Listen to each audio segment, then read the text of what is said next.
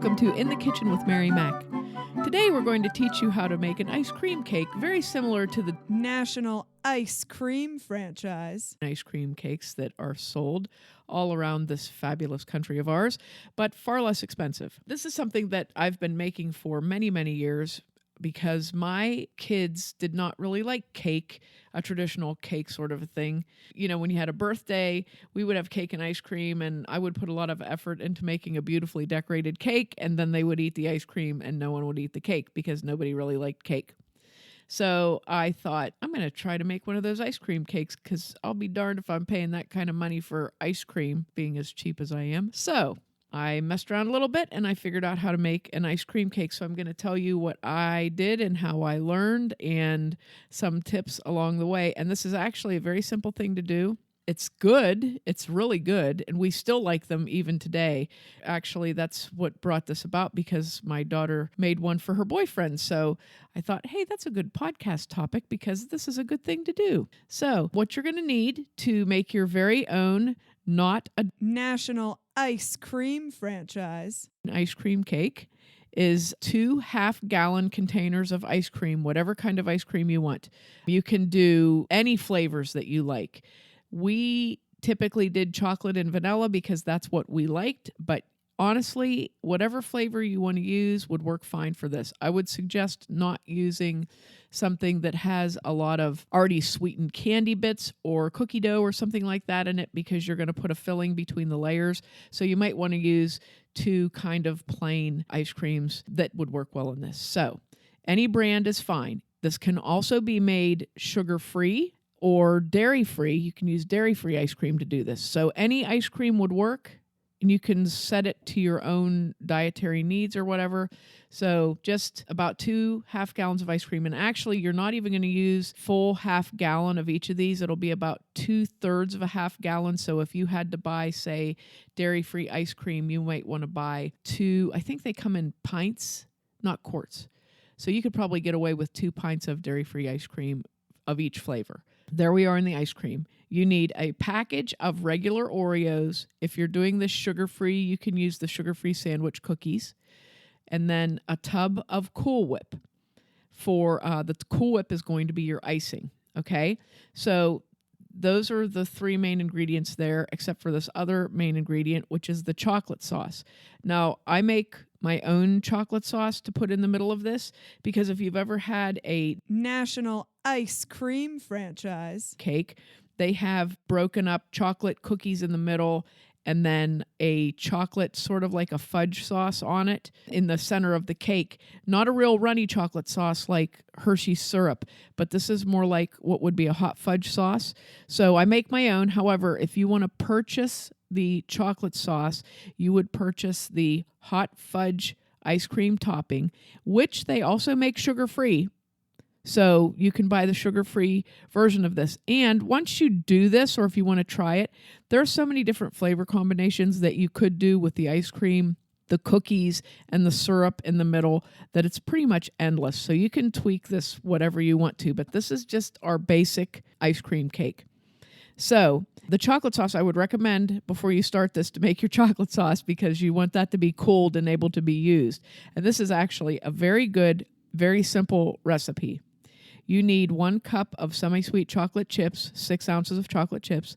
You need 1 14-ounce can of sweetened condensed milk, 2 tablespoons of butter, 2 tablespoons of water, and 1 teaspoon of vanilla. And what you're going to do is put all of those ingredients into a nice heavy-bottomed saucepan, and you're going to heat it on low heat until those chips melt, and just keep stirring. You don't want to do this in the microwave, and you don't want to turn your heat up. Just let them melt. Please explain to the people why you should never melt chocolate in the microwave. Well, because it ruins the chocolate, basically.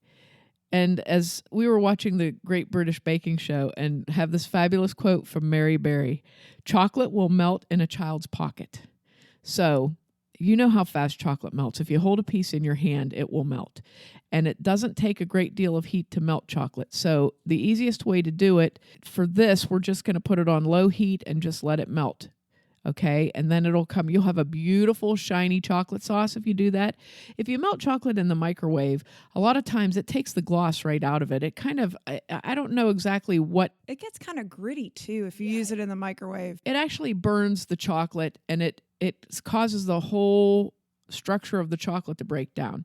So just a little side tip here, if you ever do need to melt chocolate on its own just for a recipe, a real easy way to do that is to put a pan of water on the stove with about an inch of water in it and turn it on low heat, and then take a bowl, preferably a glass bowl, and set it on top of that, and just put your chocolate in there, and as the water gets warm, it'll heat the bowl and melt the chocolate, and you'll have a beautiful product every time. So that's nice if you're dipping something in chocolate or whatever. But when you melt chocolate in the microwave, it's so difficult to get it right. It's very easy to overheat it, and it's just not a good way to do it. So it might work okay for you, but I would suggest not doing that, just because if you want a really nice finished product, you don't want to do that, especially at the cost of chocolate. That's what I always like with the cost of things anymore. You don't want to try and do a shortcut that's going to compromise the quality of your final product. Okay. So for our delicious ice cream cake, now you have made your chocolate sauce. You just set it aside to cool. You don't have to put it in the refrigerator or anything. Just let it cool, because you didn't really heat it up a lot, right? We put it on low heat and we just let those chocolate chips melt. So it's not super hot. You can actually, what I did was I poured it into a glass container and allowed it to cool in there and got it out of the hot pan and just let it cool while I was doing my other things. So your chocolate sauce is made and it's cooling. Here's your next prep thing. You're going to get your package of regular Oreos. Don't get double stuffs. We accidentally got double stuffs. Lesson learned, don't get double stuffs. Or do, and then you have quadruple stuff Oreos. That's true, because what you're going to do is make your own double stuff Oreos, right, in this step. You're going to twist open all of your Oreo cookies, and you're going to save the clean half if you're lucky enough. I mean, this becomes a skill after a while. You'll be able to twist them off and get one half pretty clean. So you're going to save your clean half, and then you're going to put your two halves with the cream on them back together and make double stuffs and put them back in the package, because this is a treat for another time. So other people in the family will be thrilled, like, oh, look, we have double stuffs, that you made yourself. So you're going to do that. This way there's no waste involved here. We tried breaking the cookies up with the icing in the middle, and the problem is that when you freeze them, that icing gets really, really hard. You'll break a tooth. Yeah, and it didn't come out very good, so we just opt for the chocolate half of the cookie. So you get all your Oreo cookie halves and put them in a plastic Ziploc bag and roll them with a rolling pin and just break them up. You don't have to crush them into a dust, but you want them to be broken up into small pieces, for the middle of your ice cream cake. So once you have that done, you can set that aside. So now you have your chocolate sauce and your Oreos. The next step is you want to get a springform pan, 9 or a 10-inch springform pan if you want to do a round cake. If you're not really picky about the presentation of your cake, like the springform pan will make a beautiful, nice round cake. You can also do this in a square plastic container and actually leave it in the square plastic container and just decorate the top, which is not a bad way to do it, especially if you're going to take it somewhere, or if you're going to, if you just want it for the dessert and you're not really like, this is easier. It's definitely easy to do it in a square plastic container also. So, or actually a round plastic container. But the springform pan will allow you to do a little bit decorating around it and a little bit fancier. Get your springform pan and you want to line it with plastic wrap. So what I do is I tear a long piece and I put it in one direction, and then I go the opposite direction to make like a cross with the plastic wrap and press it down into the pan with your fingers and get it to where the pan is lined very well and the plastic wrap doesn't have like a big bulgy thing sticking out. It's just nicely lined. Okay? Now your pan is ready. Now you want to get your ice cream out and let it soften, which takes about 10 minutes of sitting out to get it to soften. So just get your ice cream out and open the container and allow it to soften. When you do this in a springform pan, the top layer will be the top of your cake.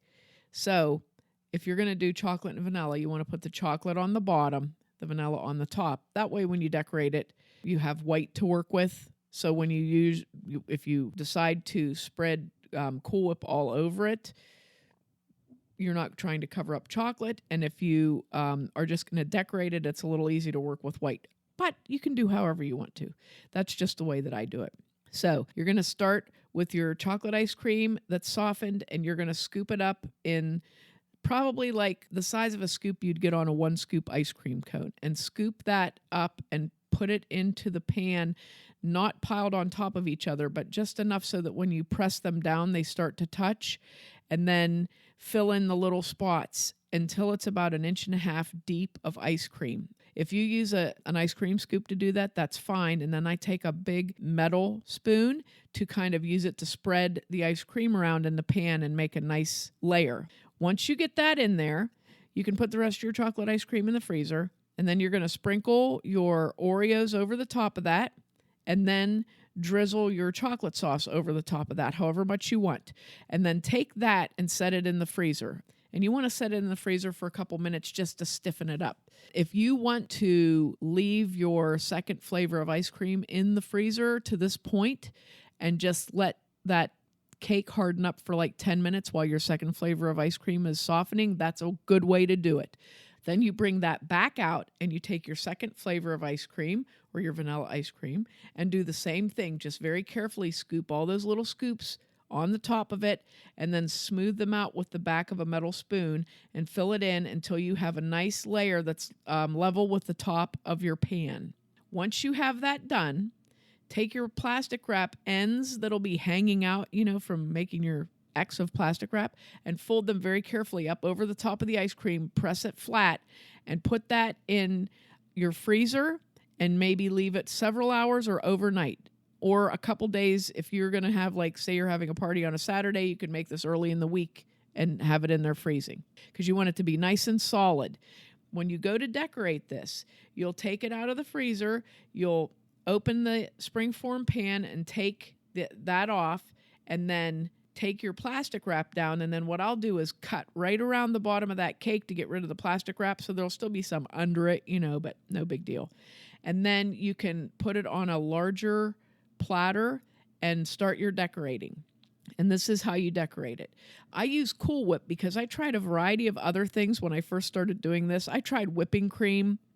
Whipping cream freezes really hard, okay? So when you put whipping cream on it and then you try to decorate it, you go to cut through it and it doesn't want to cut, it wants to just break. I tried, I have a fluffy icing recipe that I tried, same thing happened. So I tried Cool Whip, and Cool Whip will freeze into a solid form, but it's very easy to cut through it. It's like it doesn't freeze real solid.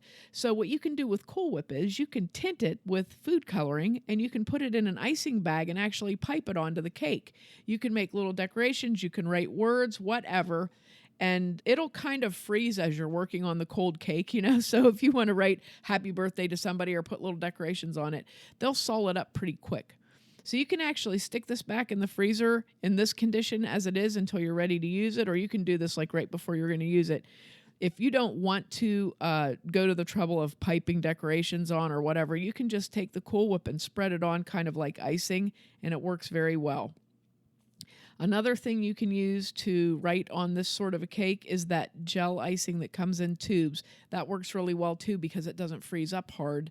So, it stays in a state that's very easy to cut through, works very nicely. So once you have this done, you can set it back in the freezer until you're ready to use it. And voila, you've got a delicious ice cream cake. Very impressive.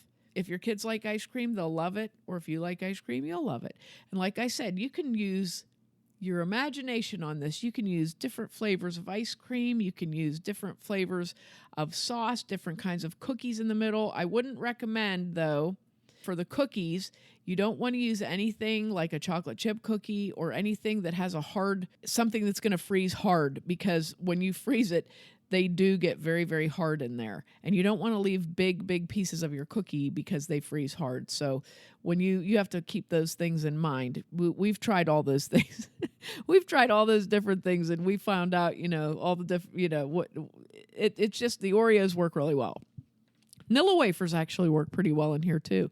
But this is really good. It's something that you'll enjoy. And like I said, this can be made Very easily, you can use sugar-free ice cream, sugar-free Cool Whip, sugar-free fudge sauce, and make this into a completely sugar-free item. You can make this dairy-free. You can make this gluten-free. It's such a nice thing to do, especially if you have someone who has a food allergy or sensitivity. You can make a really delicious nifty neato thing for them that isn't nearly as expensive as what you would buy at, say, National Ice Cream Franchise. and they're going to love it. They're just going to love it. Now, we did an episode a while back that told how to make caramel sauce. Do you think a caramel sauce would go good in this cake? Oh, yeah. I think caramel sauce would be very good in it. Very good. Ooh, now you have me thinking. Oh, well, I suppose we can all have a little bit of fun with this recipe. So if you want to find this recipe later, we'll have pictures up on our Facebook page, and we will have a recipe card up at some point on our website, and we'll have more, if you make it, you can interact with us and say, hey, this is a picture of my ice cream cake that I made, or this is what's left of my ice cream cake that I made. We'd love to see it if you did. So where can you find Mary Mac? You can find us on Facebook and Instagram at Mary Mac Bakehouse, and on our website at marymacpodcast.com, and Twitter at Mary Mac Mixes. Thanks a lot for listening if you did. And if you didn't, too bad for you.